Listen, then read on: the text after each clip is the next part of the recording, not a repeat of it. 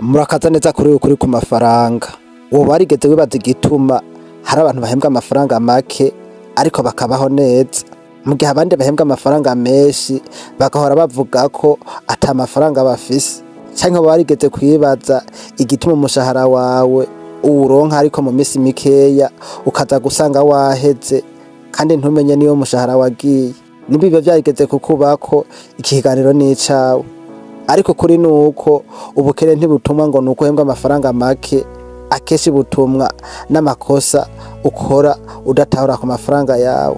Hari abantu uzosanga bakora cane kuva mu gatondo gushika mw'ijoro, ariko ubuzima bwabo ukabona ntibwigera buhinduka. Suko badafise inguvu zo gukora cane, suko badafise amahirwe, akenshi biterwa n'ingeso n'amakosa bakora ku mafaranga yabo. Muri iki kiganiro tugiye kurabira hamwe amakosa 5 atuma abantu benshi baguma mu bukene naho babinjiza amafaranga menshi. Nimba ukunda ibiganiro nk'ibi nuko ukora sabone ugakanda like bishobotse ni video ukayisangiza abandi bantu kuko ni video gira ico yobigisha. Hamaze ndagushikiriza bino biganiro Ntirampa Pascal.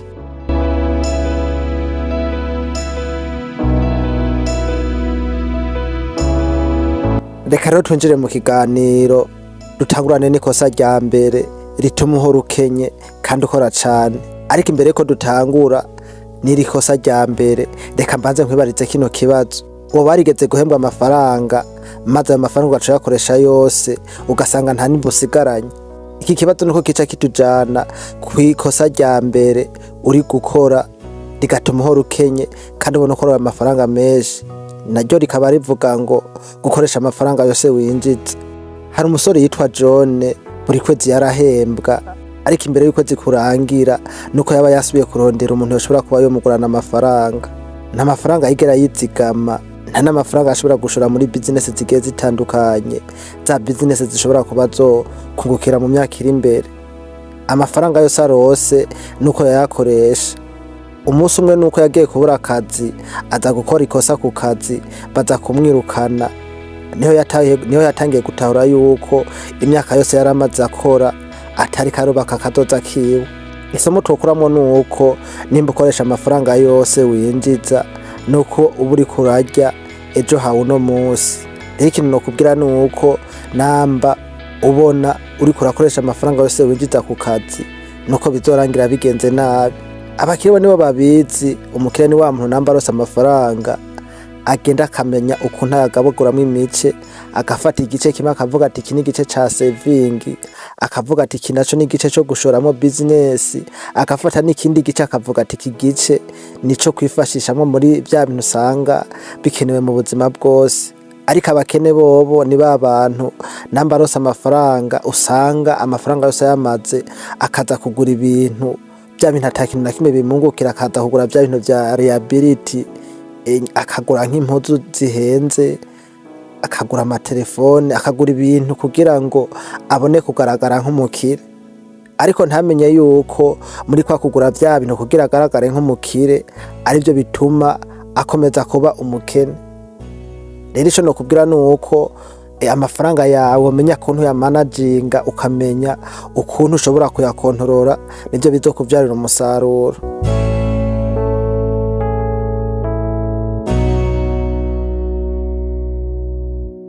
Reka rero tugere naryo kw'ikosa rya kabiri. Ikosa rya kabiri naryo rituma uhora ukenye kandi ubona ukorera amafaranga menshi, ni kugura ivyo udakeneye kugira ngo wiyerekane ku bandi bantu. Woba warigeze kugura ikintu atari uko ugikeneye, ahubwo ari uko washaka gusa kwibonekeza neza ku bandi bantu. Hari umukobwa yitwa Sonia, yarafise telefone nziza kandi imeze neza, atakintu na kimwe twovuga yuko yoba yarifise ikosa. Ariko nuko yabonye inshuti ziwe zaguze izindi telefone nshasha, nawe nuko yacaza gufata amadeni kugira ngo agure iyindi telefone nawe imeze neza, imeze nk'izo z'abandi bagenzi be baguze. Ariko nuko amaze kugura iyo telefone yanezerewe iminsi mikeya gusa. Ariko rya deni yafata nuko yamaze amezi n'amezi ariko araryishura, kandi nuko kugira aryishure yaryishuye bigoranye cane. Abantu benshi bashaka kubaho nk'abakire, bagashaka kuba muri bwa buzima bubarengeye ariko batabishoboye. Isomo ngaho twokuramwo nuko ntugerageze gutangaza abantu batakwishura fagitire yawe. Burya ikintu nokubwira nuko niba buri wa muntu ugura ibintu bidakenewe kugira ngo uyerekane mu bagenzi, babona abagenzi bawe yuko uri umuntu w'agaciro, nuko bizoba bikunaniye. Impanuro no guha nuko namba warose amafaranga yawe, genda ugure vya bintu ubona yuko ari vya bintu bikenewe mu buzima, ugure vya bintu ubona mu gihe ubona utabiguze hari ikintu cohungabana. Sinzi yuko urabona abakire, umukire ni wa muntu usanga namba yaguze nka telefone, ugasanga telefone ayimaranye imyaka 5 imyaka 7, ugasanga ari cayitonze kandi ugasanga vya bintu yakora ubwa mbere ugasanga n'ubundi iracabikora. Burya ikintu bamenya nuko abo bantu bona basora ama telefone nabo nuko baba bari mu rudandazwa, nuko basora telefone hahera igihe gito ugasanga izo telefone bagiye kuzana nka kandi kantu bakavuga ngo kunuko bazitora utudefo, ariko nuko iyo telefone yawe ibikomeye bikora nk'iyo yindi bayasohotse. Rero ico nokubwira nuko womenya gufata amafaranga yawe ukayagura vya bintu ubona bikenewe, ibintu bidakenewe ukavyihoza. Reka tugende ku ikosa rya gatatu rero gutuma ubona uhora ukenye kandi ubona uronka amafaranga menshi, ni kutazigama imbere y'ibindi vyose. Uba warigeze kuvuga uti nzotangira kwizigama ninaronka amafaranga menshi. Abantu benshi nuko uzosanga bavuga gutyo, ariko kuri nuko umuntu atangura kwizigama mbere yuko aronka amafaranga menshi. Hari umugabo yitwa Patrick yamavuga ko umushahara wiwe ari muto cane ku buryo atoshobora kwizigama, ariko nuko hashize imyaka 5 atakintu na kimwe aragerako. Hari mugenzi we yitwa Eric yahembwa nkuko yahembwa, ariko yaramaze kugera ku mafaranga menshi kubera yatangiye kwizigama no duke yarafise. Isomo ngaha twokuramwo nuko ntuzigame ibisigaye, ahubwo banza uzigame hanyuma ubone gukoresha ibisigaye. Burya ikintu nokubwira nuko nutiga kwizigama ukizigama mbere y'ibindi vyose, nuko uzosanga amafaranga warose, uzosanga amafaranga yawe wayakoresheje usange nta nimbo sigaranye. Ariko ni wiga kuvuga ati reka mbanze nizigama imbere, ukaza gukoresha ibindi vyose wabanje kwizigama, nuko uzobuhejeje kubitora.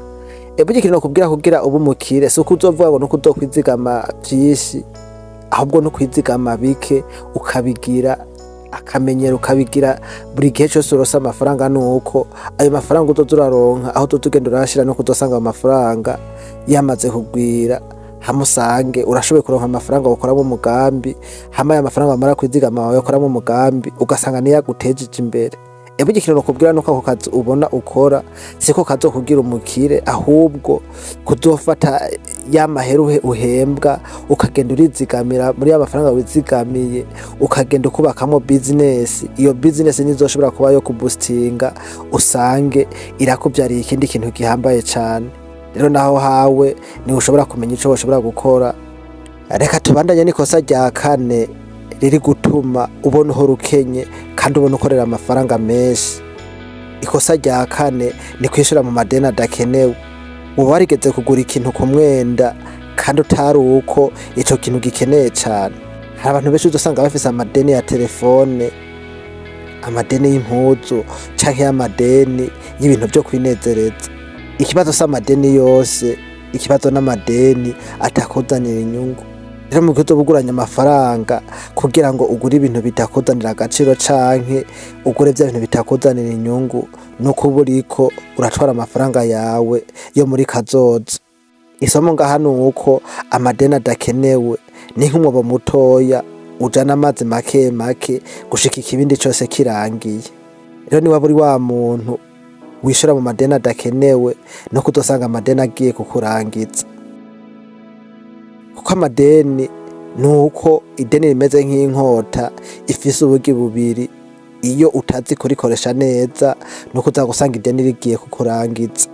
Ariko mu gihe uzoburi wa muntu uzi gukoresha ideni ukarikoresha mu buryo buri positive, nuko uzosanga iryo deni rigiye kuguhindurira ubuzima.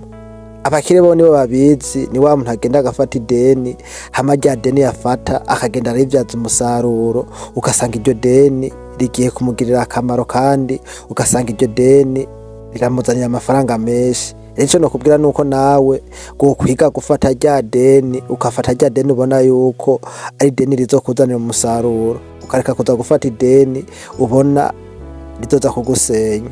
Reka rero tubandanye n'ikosa rya gatanu rituma uhora ukenye kandi ubona uronka amafaranga menshi, ni kutiyungura ubumenyi hamwe n'ubuhanga. Mbega ni kubera ko abantu bamwe bahembwa inshuro 2 canke 3 kurusha abandi bahembwa? Akenshi si uko bakora cane kurusha abandi, ahubwo nuko bafise ubumenyi bwinshi kurusha abandi.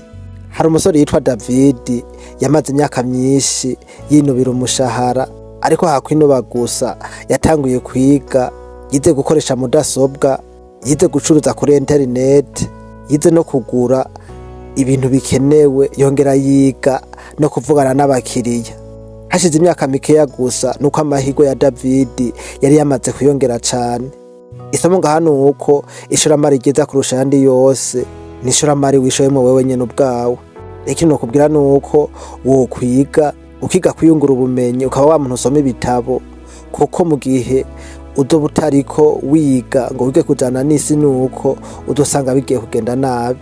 Burya ikintu womenya nuko ni waba uri wa muntu ugenda uriga ibintu bishasha, ugenda urisanisha navyo, nuko bizoba vyoroshe kugira ngo ushike ku bukire. Rero nahawe kumenya, umenye uti namba nkiri kw'iyi si nuko nzorangiza kwiga igihe nzoba mvuga ngo navuyemo umwuka.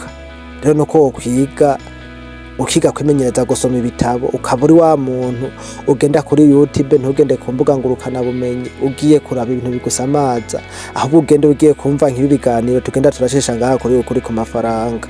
None reka nkwibariza ikibazo kimwe: nimba wobandanya gukora aya makosa 5 mu myaka 5 iri imbere, ubuzima bwawe nabo buzoba bumeze gute? Akenshi ubukene ntibutumwa nuko umuntu adakora, ahubwo ubukene butumwa n'ingeso mbi z'amafaranga. Koresha make kurushaho winjiza, wirinde kugura ibyo udakeneye, wige kuzigama n'utwo dufaranga duke, wirinde n'amadeni adakenewe, kandi ntuhagarike kuyungura ubumenyi. Nokosora ikosa rimwe muri aya makosa 5 uyu munsi, nuko uzotangira kubona ihinduka mu buzima bwawe. Nimba ikiganiro cagufashije nuko ukora sabone kandi ugakandana like, mbere n'iyi video ukayiparataja no ku bagenzi bawe. Murakoze cyane kubana nanje, je nako ndabashikiriza kino kiganiro. Ni Ntirampeba Pascal, tukaba tuzobonana mu bindi biganiro by'ubutaha. Ciao ciao.